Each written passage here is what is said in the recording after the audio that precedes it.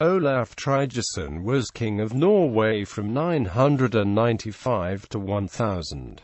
He was the son of Tryggvi Olafsson, king of Viken, and, according to later sagas, the great-grandson of Harald Fairhair, first king of Norway. Olaf played an important part in the conversion of the Norse to Christianity, often by forcible means. He is said to have built the first church in Norway and to have founded the city of Trondheim. A statue of Olaf Tryggvason is located in the city's central plaza. Historical information about Olaf is sparse. He is mentioned in some contemporary English sources, and some skaldic poems. The oldest narrative source mentioning him briefly is Adam of Bree means.He Hammerbergensis Ecclesiae Pontificum. In the 1190s, two sagas of Olaf Tryggvason were written in Iceland, by Odd Snorrisson and Gunnar Leifsson. Snorri Sturluson gives an extensive account of Olaf in the Heimskringla saga, using Odd Snorrisson's saga as his main source. The accuracy of these late sources is not taken at face value by modern historians, and the validity is a topic of some debate. The following account is mainly based on the late saga sources. Birth and early life. There is uncertainty about both the date and the place of Olaf's birth. The earliest Norwegian written source, the late 12th century Historia Norwegia, states that Olaf was born in the Orkney Islands after his mother fled there to escape the killers of Olaf's father. Another late 12th century source, Agrippa F. Norregs Konunge Sagum, says Olaf's mother fled to Orkney with Olaf when he was 3 years old. For the same reason, all the sagas agree that Olaf eventually ended up in Kiev and Rus, at the court of King Valdemar. The version in Heimskringla is the most elaborate, but also the latest, and introduces elements to the story that are not found in earlier sources. It states that Olaf was born shortly after the murder of his father in 963, while other sources suggest a date between 964 and 969.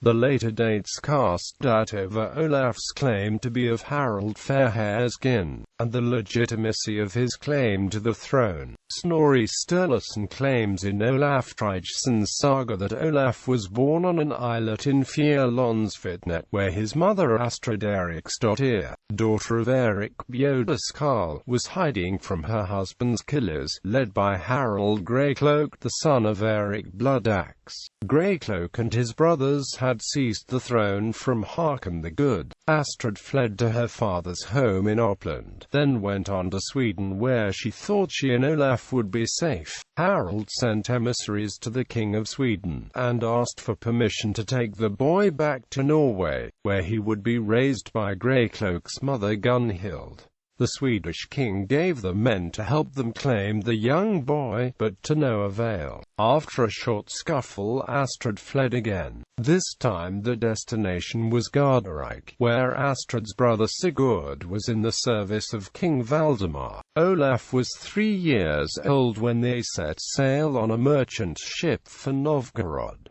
The journey was not successful. In the Baltic Sea they were captured by Estonian Vikings, and the people aboard were either killed or taken as slaves. Olaf became the possession of a man named Clercon, together with his foster father Thorolf and his son Thorgils. Clercon considered Thorolf too old to be useful as a slave and killed him, and then sold the two boys to a man named Clerk for a ram. Olaf was then sold to a man called Rees for a fine cloak.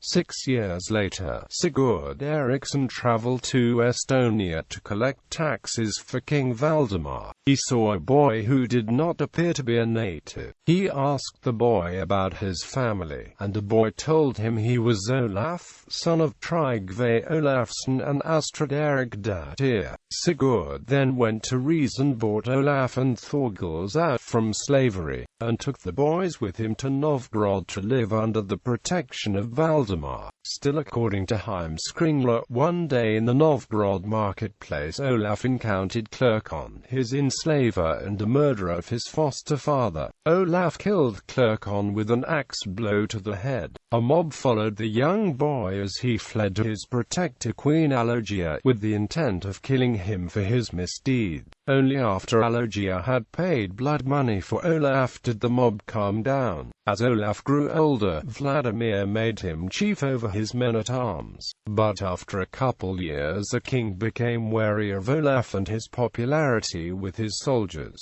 Fearing he might be a threat to the safety of his reign, Vladimir stopped treating Olaf as a friend. Olaf decided that it was better for him to seek his fortune elsewhere, and set out for the Baltic, raiding. Heimskringla states that after leaving Novgorod, Olaf raided settlements and ports with success. In 982, he was caught in a storm and made port in Wendland, where he met Queen Geira, a daughter of King Bur-Isilif. She ruled the part of Wendland in which Olaf had landed, and Olaf and his men were given an offer to stay for the winter. Olaf accepted, and after courting the queen, they were married. Olaf began to reclaim the baronies which, while under Geira's rule, had refused to pay taxes. After these successful campaigns, he began raiding again both in Skane and Gotland.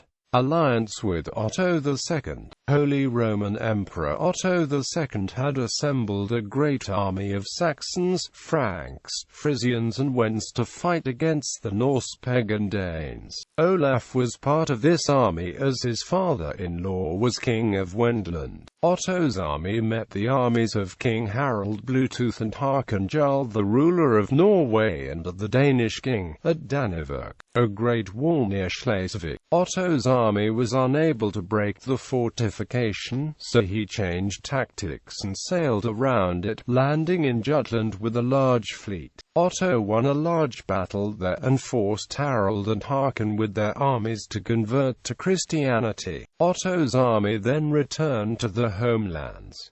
Harald would hold on to his new faith, but Håkon continued worshipping the old gods when he got home. Death of Geira and conversion. After Olaf had spent 3 years in Wendland, his wife Geira died. He felt so much sorrow from her death that he could no longer bear to stay in Wendland, and set out to plunder in 984. He raided from Friesland to the Hebrides. After 4 years he landed on one of the Scilly Isles. He heard of a seer who lived there. Desiring to test the seer, he sent one of his men to pose as Olaf.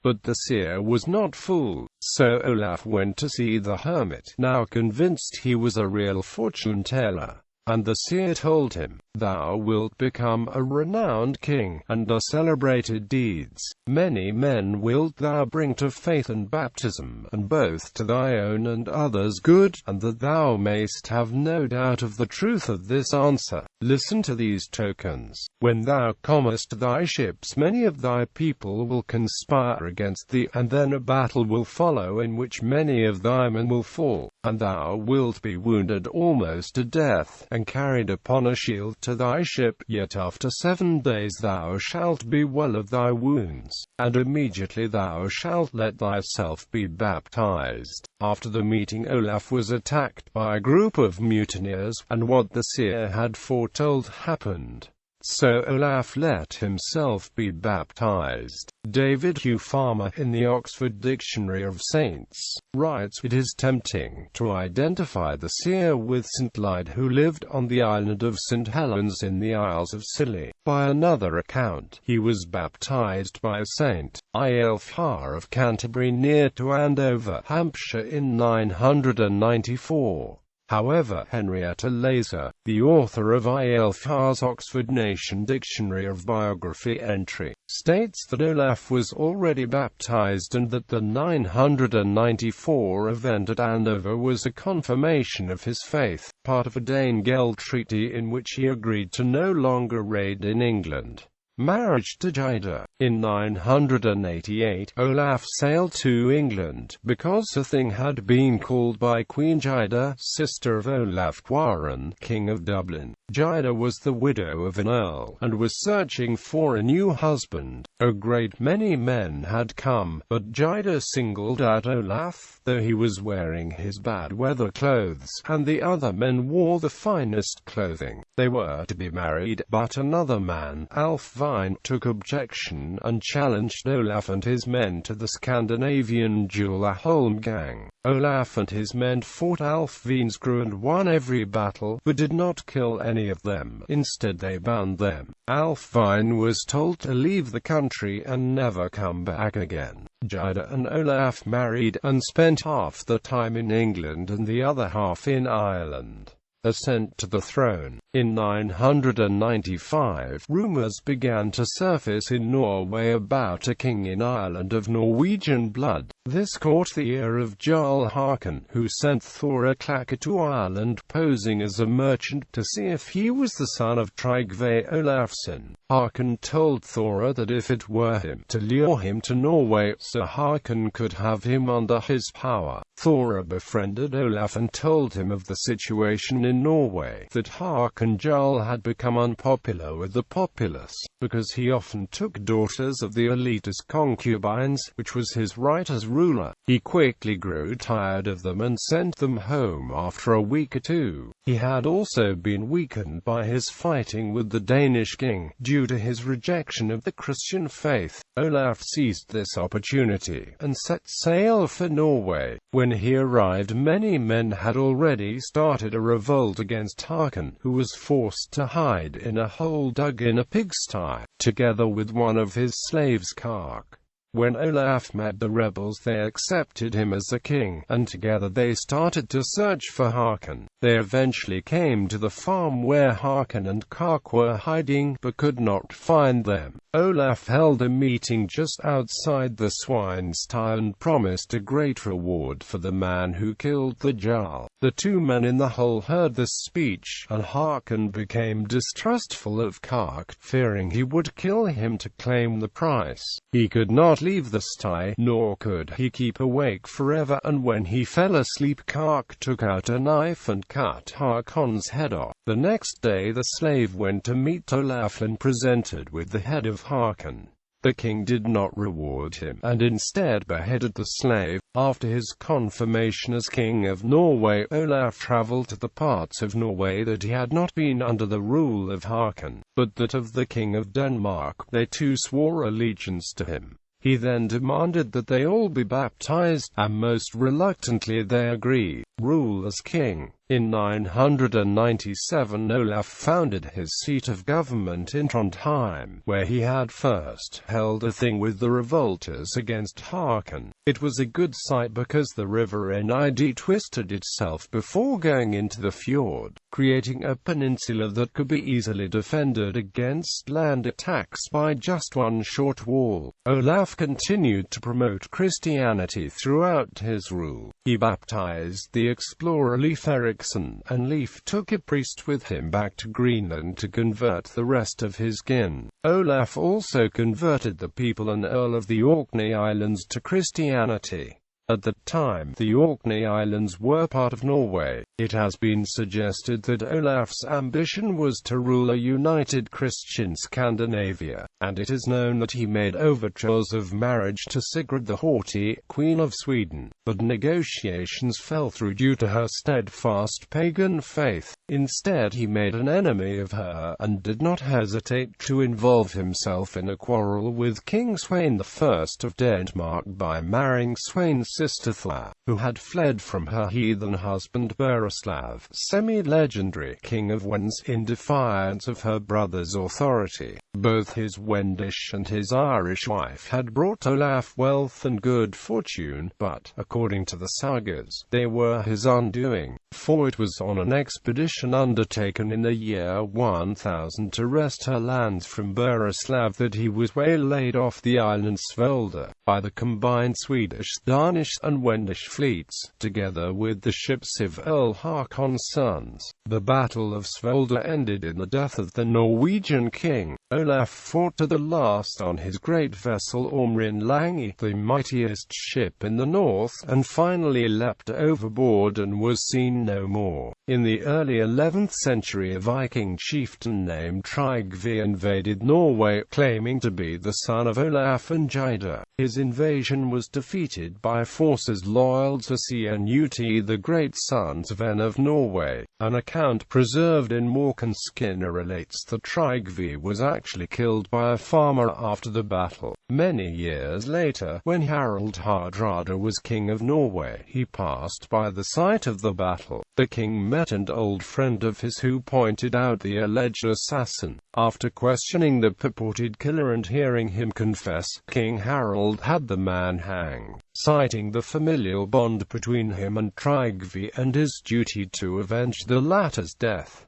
Rumors of survival. For some time after the Battle of Svolder, there were rumors that Olaf had survived his leap into the sea and had made his way to safety. Accounts reported by Odd Snorrisson included sightings of Olaf in Rome, Jerusalem, and elsewhere in Europe and the Mediterranean. Both King Ethelred the Unready and Olaf's sister Astrid allegedly received gifts from Olaf long after he was presumed dead. The latest sighting reported by Odd took place in 1046. Forcible conversions. Olaf routinely used force to compel conversions to Christianity, including executions and torture of those who refused. Several instances of Olaf's attempts led to days of remembrance amongst modern heathens similar to the feast days of martyred Christian saints. Rad the Strong refused to convert and, after a failed attempt using a wooden pin to pry open his mouth to insert a snake, was killed by a snake goaded by a hooked poker through a drinking horn into Rad's mouth and down his throat. Iwand Kinraifai likewise refused and was killed by a brazier of hot coals resting on his belly. The possibly apocryphal figure, Sigurd the Haughty, was said to have refused to marry Olaf if it meant foregoing her forefathers' religion, upon which Olaf slapped her with his glove, an act that prompted her to unite his enemies against him some years later. Ancestors from the sagas.